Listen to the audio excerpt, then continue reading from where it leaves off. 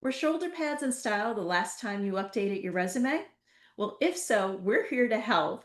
Welcome to Real Talk, where Gen Z meets Gen X. Hi, I'm Gen X, a developer turned recruiter. And I'm Gen Z, a project manager working on marketing projects And and today's topic, Kevin, what are we going to talk about? resume structure for Gen Xers. This is the next episode in our playlist on helping Gen X get a job in 2025. Our prior topic was your resume format. Today, resume content. Let's get started. So, Christine, what are some of the top, 4 or 5 key that are kind of must have in today's competitive? Well, we just want to make sure that your resume has the right content in it. And the first thing would be to start with the top, which is your contact information. So, yeah, so Christine, so remember my parents saying back in the day, you want to have your address and your house number and your phone number and all of that good stuff. So, what do you want to have, and what It's don't you want to have on your name? right. It's really pretty simple. You want to have your name and you want to have your phone number and you want to have definitely a LinkedIn profile. So make sure you have your LinkedIn profile there. And then you do need to have a city and a state, but absolutely not your house address. But especially now that most jobs are on site or at least hybrid, people want to know that you're at least living in that city. So it doesn't have to be specific what apartment number you're in, but you do need to know, have your city and state. And one thing, absolutely do not have any pictures or anything, any other personal information. So you want to have your name, you want to have a city state, a phone number, your email address, and a LinkedIn profile. And Christine, if you have no LinkedIn profile, Well, that's Kevin. Good thing. Good thing you mentioned that. So that will be a subsequent episode. You absolutely need a LinkedIn profile. A lot of employers will not even consider a resume if you don't have a LinkedIn profile. good to know. And you can make it just your name and hyperlink it to your content. Yeah, exactly. Okay. Don't forget to like, subscribe, and comment below for more relevant content. So what follows that, Christine? So after your contact information, you want to have a professional summary section. And this section should just be 3 or 4 sentences, but make it concise, but make it very clear what you do and what you're looking for. I don't want to see that you're an expert in the legal field, the healthcare field, technology, finance. I mean, what do you do? Tell me what you've done and tell me what you want. Okay, I like that. And so would you modify that for every different? So let's say you're a marketing professional and you've worked in different spaces. How would you kind of word that so that it really hooks if it's a generic kind of resume? If it's like very maybe one sentence or one part of sentence, maybe you would adjust, but that really professional summary should be pretty stagnant because it's what you've done and it's kind of where you want to go. So maybe if there's one little tweak you could make because you have had experience in that, maybe that sector or doing something, yes, but in general, what you've done is what you've done, and so that shouldn't really change too much. And someone had said to me, Christine, if HR or a recruiter doesn't know what you want to do in the first, 30 seconds, you're done. Yeah, So, I would say it's probably like the first 5 or 10 seconds. So it's okay, really not long. You don't get a whole lot of time. So remember, as we talked about in the previous episode, everything is being scanned, parsed into an ATS. Everything keyword searches are being done and resumes are being pulled from that before a recruiter probably even gets to look at it. So, and then once you're looking at it, if you have a stack of resumes, you're not going to look. You need to know right away, what does that person do? good to know. So, make sure that's kind of front and center, top of mind. Exactly. And this do not make this like a whole paragraph. And especially with Gen X that has a lot of experience and has done a lot of good things in their career. You don't want this to be very long. This is just really a few very concise sentences. Excellent.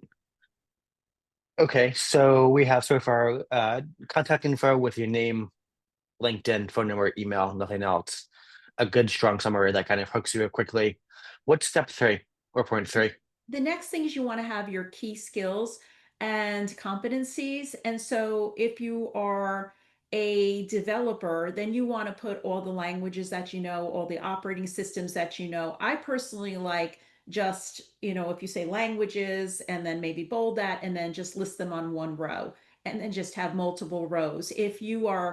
In marketing, then all the type of marketing tools you would use. If you're an accountant, any type of software that you've used. I mean, it's very specific to your industry and what you're looking for, but you want to have that right up top. And you don't want to, the main thing, Kevin, is you don't want to kind of keyword stuff that. I mean, this is stuff that you actually know and use and can be interviewed on. And I don't want to see a page. Sometimes, especially with developers or technical people, they will literally have a half a page to a page of all their skills. That's not good either. So you might get through and be pulled from the ATS when we do our queries, but you'll probably be eliminated. I mean, when you have that many, it looks like you're keyword stuffing. Your weird stuff. And so, so speaking of, you know the tool enough to kind of speak to it. Yeah, How much exactly. would you want? How, do you ask a lot about kind of the different tools? What kind of answer do you expect? Obviously, it's role specific per se, but what's kind of how much do you really know the tool? Right, exactly. And I mean, it depends obviously on the role that you're applying for, but you may be asked, and especially if that job is asking for that skill and you decide to put it on because you've read about it somewhere. Well, you better then do a little bit of research before you have that interview because they're going to ask you about it. They're going to ask you. Okay, so kind of know it pretty much inside and out, essentially. Pretty much, yeah. But so don't keyword stuff, but definitely put, if you know it and if you worked with it, put it down, and especially if it's relevant for that role. Great. So, how about work experience? Okay, work experience, always good to have, but make sure you do it in reverse order, right? So you want to put your most recent experience first. I know a lot of people want to put their oldest experience and kind of try to build a story. No, you want to put what you've done currently. And this is really important for Gen X to make sure you only put like the last 10 to 15 years of experience. And, I know I get a lot of pushback on that saying, well, I've done some of my best work, that years ago. It's like, it doesn't matter. Number one, you don't want to say that your best work was 20 years ago. And also, it's not relevant today. Technology, work, everything has changed so much. We really want to just focus on what have you done recently. That's good to know too. And so, um, would you recommend just kind of, bullet points for these things, I key KPIs, things like that? Exactly. And you want to be pretty specific. That's a good point, Kevin. I mean, you want to have the company name where you worked, you want to have the city and state.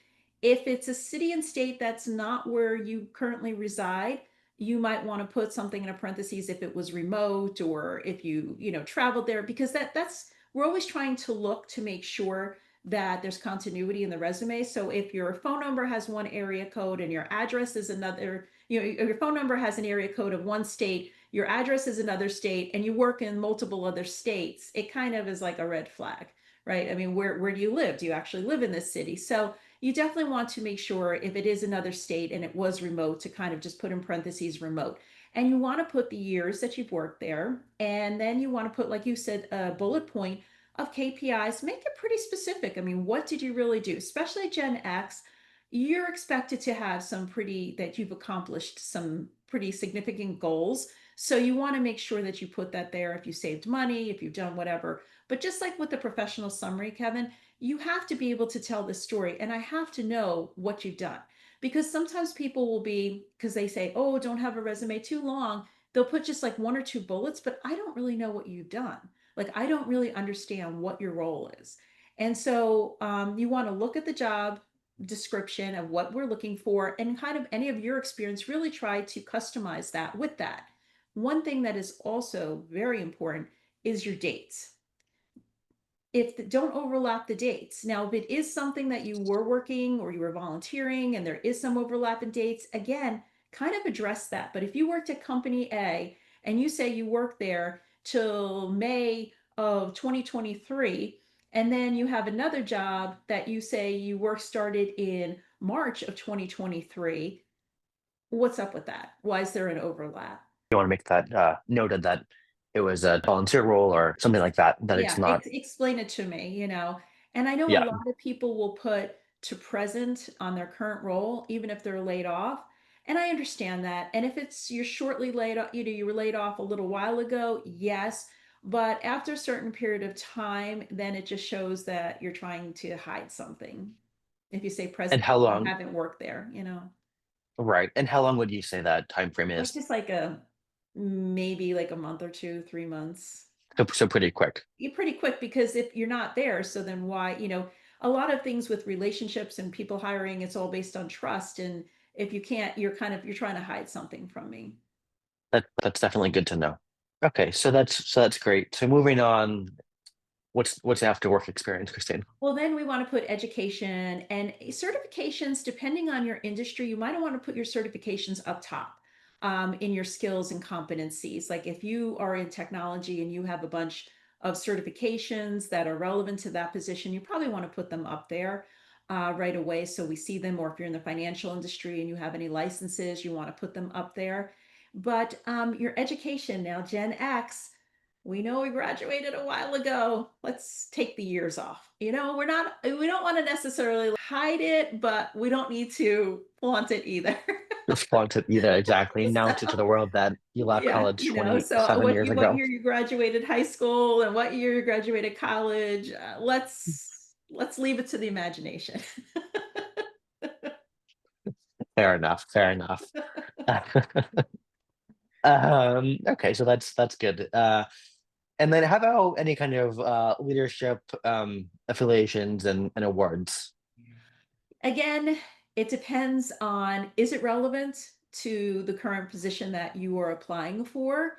And also, were you employee of the year in 1999? I mean, you don't want to put that down. So, I peaked in 99 and I haven't done anything, Mm, I mean, it really has to be relevant and somewhat recent and to kind of put that down. that's good to know.